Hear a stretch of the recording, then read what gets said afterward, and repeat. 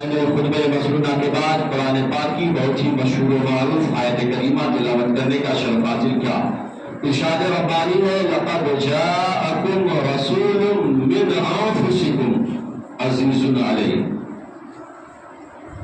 تحقیق کے اللہ کی طرف سے تمہارے پاس ایک نفیس ترین عزت والا رسول تشریف لے آیا۔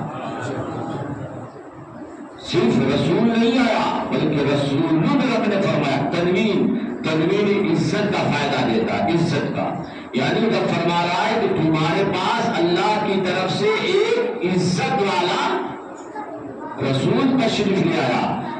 یوں تو سارے نبی سارے رسول سب عزت والے ہیں، سارے نبی اور سارے رسول سب عزت والے ہیں، لیکن جب محبوب کی بات آتی ہے تو رب رسول کہہ کے عزت والا کہہ کے خطاب فرماتا ہے۔ گویا رب ہمیں ارشاد فرما رہا ہے کہ عزت والا رسول آیا ہے، تو اب تم جب کبھی بھی جب بھی میرے مصطفیٰ میرے محبوب کا ذکر کرنا تو عزت اور تعظیم و تکریم کے ساتھ کرنا ہے نا، عزت اور تعظیم و تکریم کے ساتھ کرنا، یوں نہ جیسے چاہا ویسے کر دینا، سو کر کے اٹھا، منہ نہ دھویا، ہاتھ نہ دھویا، بیٹھ گئے، بلکہ ادب و احترام جذب و احتشام کے ساتھ میرے محبوب کا میلاد منانا، ان کے میلاد ان کے ذکر کی محفل سجانا، عزت کے ساتھ، تعظیم کے ساتھ، ادب کے ساتھ، تکریم کے ساتھ، یہ قرآن ہمیں دے رہا ہے۔ قرآن نے کہا، آج لوگ کہتے ہیں قرآن میں کیا میلاد کا ذکر ہے، دیکھیے ہم سے بہتر قرآن میلاد پڑھ رہا ہے، ہم کیا پڑھیں گے رسول کا میلاد، قرآن میلاد پڑھ رہا ہے۔ میلاد کا ذکر یہ آیت کریمہ میں ہے، بہت ساری آیتیں ہیں، یہ بھی اس کی ایک آیت ہے، آیت میلاد یہ بھی ہے کہ رب نے فرمایا تحقیق کے آ گیا تمہارے پاس ایک عزت والا رسول اللہ کی طرف سے، اللہ کی طرف سے تمہارے پاس ایک عزت والا رسول آیا، رسول کی آمد کا ذکر قرآن نے کیا، یہ بھی تو میلاد مصطفیٰ ہے، یہی تو میلاد مصطفیٰ ہے۔ ہم نے بتایا نا کہ میلاد کہتے کسے ہیں، میلاد کہتے ہیں جس میں میلاد مولود سے ہے، مولود کا معنی آتا ہے پیدائش کی جگہ، پیدائش کا وقت، پیدائش کی گھڑی، پیدائش کا مہینہ، پیدائش کا ذکر، پیدائش کے وقت، ولادت کے وقت کے معجزات، ارحاسات اور اس وقت کے جو واقعات ہیں اس کے ذکر کو کرنا، یہ بھی میلاد مصطفیٰ ہے۔ ہم میلاد میں کیا کرتے ہیں، کیا ناچ گاتے ہیں، کیا بھانگڑے ڈالتے ہیں، کیا ڈانس کرتے ہیں، کیا ہم ڈی جے بجاتے ہیں، بولیے نا، نہیں نا، یہ سب نہیں ہوتا ہے نا، تو پھر ہم کیا کرتے ہیں، رسول کا ذکر کرتے ہیں، رسول کی آمد کا ذکر کرتے ہیں، کیسے آپ کی تشریف آوری ہوئی اس کا ذکر کرتے ہیں، رسول کی شان کیا ہے یہ بیان کرتے ہیں، رسول کی عظمت کیا ہے یہ بیان کرتے ہیں، رسول کے معجزات کیا ہے یہ بیان کرتے ہیں، رسول کی ولادت کے وقت، آمد کے وقت کے ذکر و حالات بیان کرتے ہیں، یہی تو میلاد ہے۔ اور قرآن اسے بیان کر رہا ہے، قرآن اسے بیان کر رہا ہے۔ آج دیکھیے احادیثوں میں سرکار کی ولادت کی احادیثیں ہیں کہ نہیں، بولیے تو ہے یا نہیں؟ صحابہ نے جو سرکار کی ولادت کے واقعات ہے اور جو بھی اذکار ہے یہ ہم تک کیسے پہنچا، بولیں کیسے پہنچا، حدیثوں سے، بولیے نا کیسے پہنچا، نماز کے احکام، روزے کے احکام، زکوٰۃ کے احکام، حج کے احکام ہم تک کیسے پہنچا، حدیثوں سے ہے نا۔ اب بیان کس نے کیا، کیا ڈائریکٹ ہم نے مصطفیٰ سے سنا، بولیے کیا ڈائریکٹ ہم نے مصطفیٰ سے سنا، اپنے نبی سے ڈائریکٹ سنا، یا ہمارے اوپر الہامی کیسے تاری ہوگی ہمیں معلوم پڑ گیا، نہیں نا، یہ ساری چیزیں، سارے احکامات صحابہ نے بیان کیے، صحابہ نے بیان کیے، نماز کے احکامات جو کچھ بھی ہے صحابہ نے بیان کیا، اور وہ صحابہ سے تابعین، تبع تابعین، ائمہ مجتہدین اور محدثین مفسرین سے ہوتا ہوا ہم تک کے پہنچا، ہے نا، یہی سلسلہ ہے نا، بولیے نا بھائی، اس میں کوئی اختلاف نہیں نا۔ اسی طریقے سے نماز کے مسائل ہم تک پہنچے، اسی طریقے سے روزے کے مسائل پہنچے، اسی طریقے سے حج کے مسائل پہنچے، اسی طریقے سے زکوٰۃ کے، اگر صحابہ بیان نہ کرتے تو بتا بھائی یہ مسائل ہم تک پہنچتا نہیں پہنچتا. پتا کیا چلا؟ صحابہ نے بیان کیا. جب صحابہ نے بیان کیا اس کا مطلب یہ ہے کہ صحابہ بھی نماز پڑھتے تھے، ہے یا نہیں؟ صحابہ نے جو چیز کو بیان کیا اور کوئی کہے نماز کے مسائل ہمیں تک پہنچا، کوئی کہے صحابہ نماز نہیں پڑھتے تھے، یہ ماننے والی بات ہے؟ بولیے، یہ غلط ہے نا. صحابہ نے نماز کے مسائل بیان کیا، احکامات بیان کیے ہم تک کہ صحابہ سے ہوتا ہوا ہم تک پہنچا. اس کا مطلب ہے صحابہ نماز، روزے کے احکام مسائل بیان کیے، اس صحابہ کے ذریعے رسول نے جو مسائل بیان کیے صحابہ کے ذریعے ہم تک تو پہنچا. اس کا مطلب ہے صحابہ روزہ، صحابہ نے حج کے مسائل اس کا بیان کیے، احکام بیان کیے، ہم تک صحابہ کے ذریعے پہنچا. اس کا مطلب ہے صحابہ نے حج، زکات کے مسائل، جو بھی احکامات ہیں دینی، یہ سب سارے مسائل سرکار نے جو بیان کیا صحابہ کے ذریعے ہم تک پہنچا. صحابہ سے تابعین، تبع تابعین اور ائمہ مجتہدین اور محدثین مفسرین اور علماء کرام کے ذریعے ہم تک کے پہنچا. ابھی ہم تک ہے نا، ہم تک پہنچا. اس کا مطلب یہ ہے کہ تمام جو احکامات، جو مسائل، جو شریعت صحابہ نے بیان کیا وہ سب پہ ان کا عمل تھا. میلاد کی حدیث، میلاد کے ذکر، یعنی میلاد سے مطلب سرکار کی ولادت کی حدیث، سرکار کے آمد کی حدیث، سرکار کے ولادت کے معجزات و کمالات، اس وقت کے جو بھی اذکار ہے، یہ ذکر ہم تک کے کیسے پہنچا؟ بولیے، حدیثوں سے پہنچا. حدیث جب صحابہ نے بیان کیا تب تو ہم تک کے پہنچا. اس کا مطلب یہ ہے کوئی اگر کہے صحابہ نے میلاد نہیں منایا، میلاد نہیں پڑھا، میلاد کا ذکر نہیں کیا، غلط ہے. اگر جب تک کہ وہ ذکر کرتے نہیں، ولادت کی حدیث ہمیں معلوم نہیں پڑتی. اس کا مطلب یہ ہے صحابہ نے میلاد منایا ہے، جبھی تو ذکر کیا ہے، ہم تک کے پہنچا ہے. سمجھ میں آ گئی نا بات؟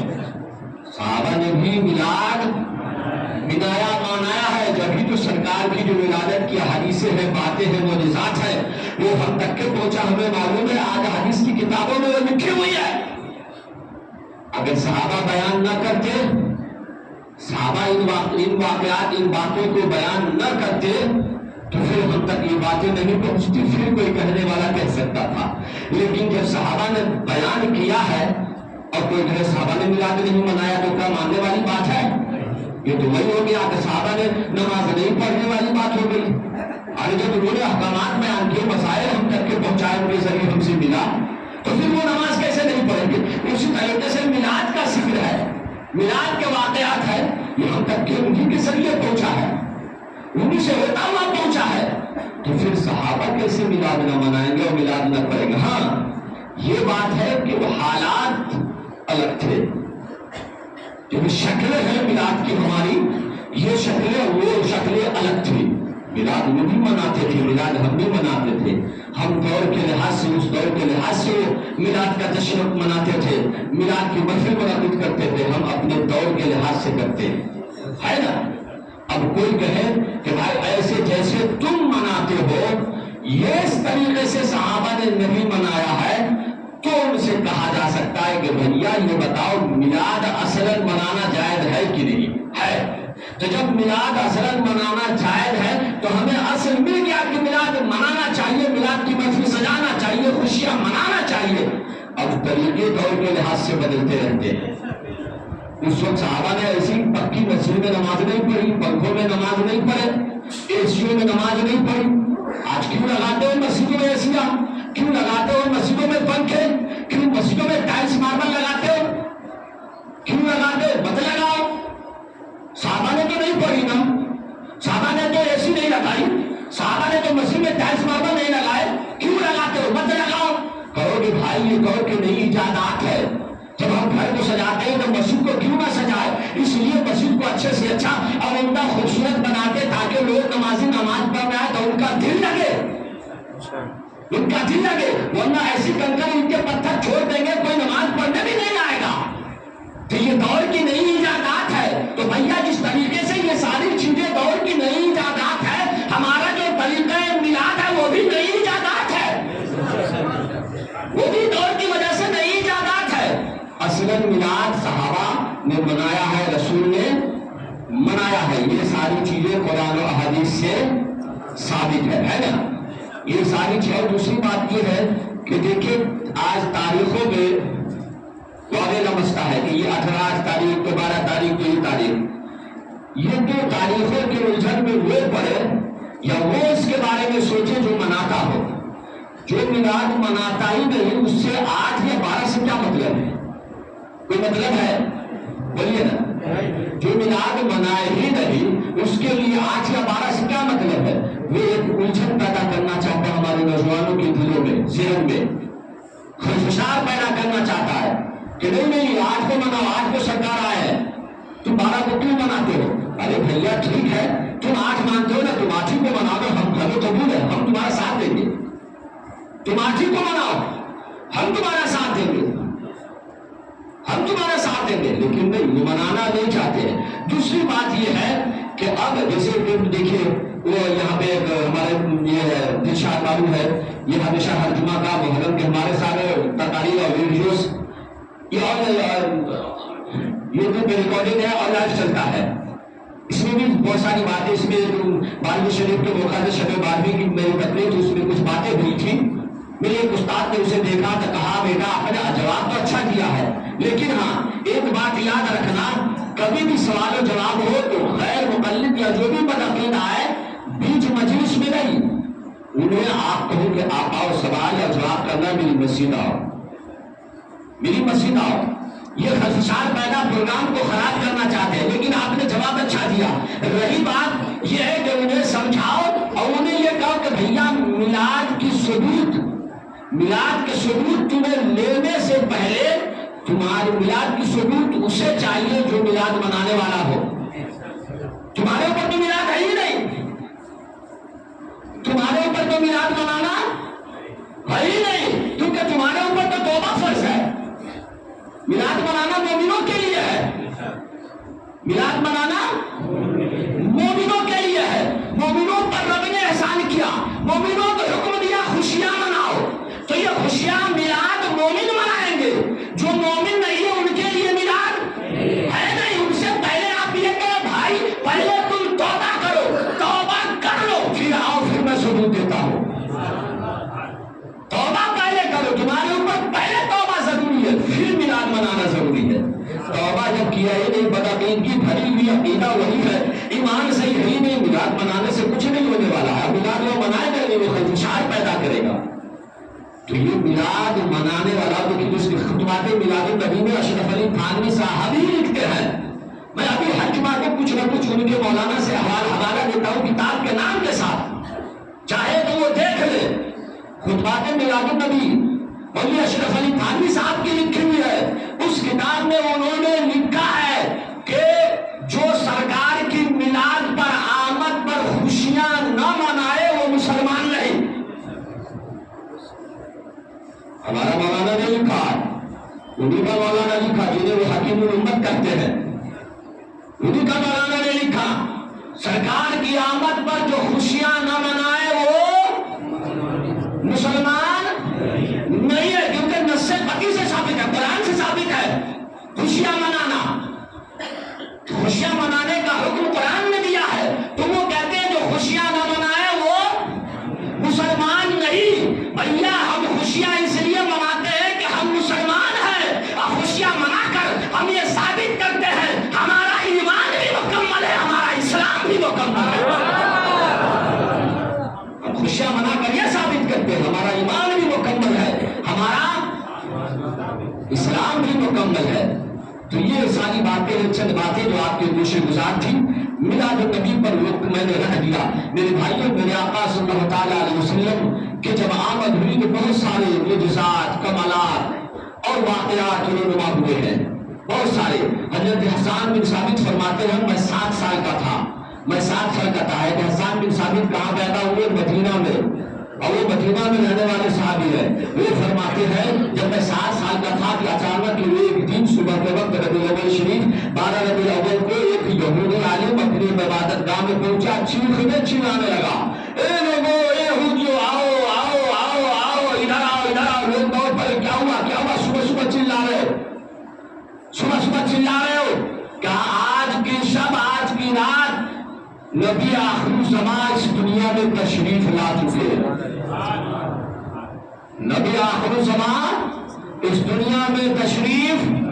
حضرت ام المؤمنین عائشہ صدیقہ فرماتی ہے مکے میں ایک یہودی آیا تھا کسی کام سے کہ اچانک صبح شادی کے وقت شروع ہوئی اور بعد فجر 12 ربیع الاول کو وہ چیخنے چلانے لگا. قریشیوں سے پوچھنے لگا اے قریشیوں یہ بتاؤ تمہارے خاندان میں تمہارے قبیلے میں کوئی بچہ پیدا ہوا ہے؟ کہے کیا بات ہے کیوں چیختا چلاتا ہے؟ ہمارے یہاں تو روز بچہ پیدا ہوتے ہیں. کہا روز پیدا ہوتے ہیں وہ اور ہے, آج جو پیدا ہوا وہ اور ہے.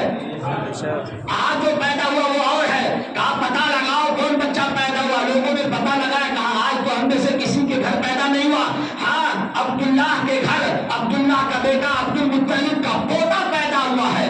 کہا چلو اس بچے کو دیکھا جائے. جب وہ یہودی قریشیوں کے ساتھ حضرت آمنہ کے گھر پہ دروازے پہ آیا, دستک دی, آواز لگائی. کہا ہاں لڑکا پیدا ہوا. کہا لائیے ان کا دیدار کرائیے. جیسی دیدار کیا یہودی نے کہا ان کی پشت کو دکھاؤ, ان کے کاندھوں کو دکھاؤ. جب کاندھا کو دیکھا, کاندھے پہ ختم نبوت کا مہر دیکھا, دیکھ کر کے بے ہوش ہو کر گر پڑا. بے ہوش ہو کر گر پڑا.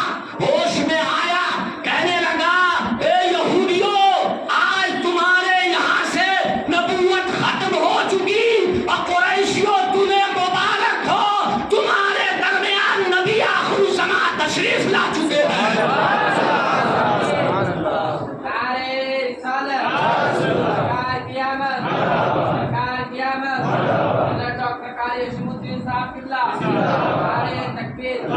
یہودی کہتا ہے لوگوں نے پوچھا یہ بتاؤ تمہیں پتا کیسے چلا یہ بچہ نبی آخر الزمان ہے؟ کہا سنو روز ستارے نکلتے ہیں لیکن وہ اور ہے. لیکن رات جو ایک ستارہ نکلا تھا وہ اور ستارہ نہیں بلکہ وہ ستارہ تھا جسے رب تبارک و تعالی اپنے نبی کی ولادت پر نکالتا ہے.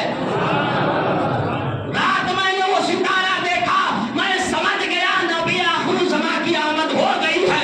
لوگ کہتے ہیں تم لائٹنگ لگاتے ہو, کہاں سے لگاتے ہو؟ نادان, رب نے اپنے محبوب کی ولادت پر آمد پر تارے جگمگائے ہیں. ارے ہم تارا نہیں جگمگا سکتے, ہم لائٹنگ لگا کر جشن مناتے ہیں.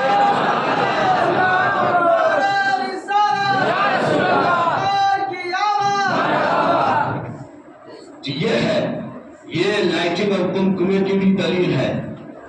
یہ حضرت عثمان بن العاص وہ فرماتے ہیں کہ ان کی ماں فرماتی ہے کہ جب جس گھڑی سرکار کی ولادت ہوئی اس گھر میں نے دیکھا اپنے گھر سے کہ آسمان کے ستارے آسمان سے چھوڑتے ہوئے زمین کی طرف آ رہے ہیں.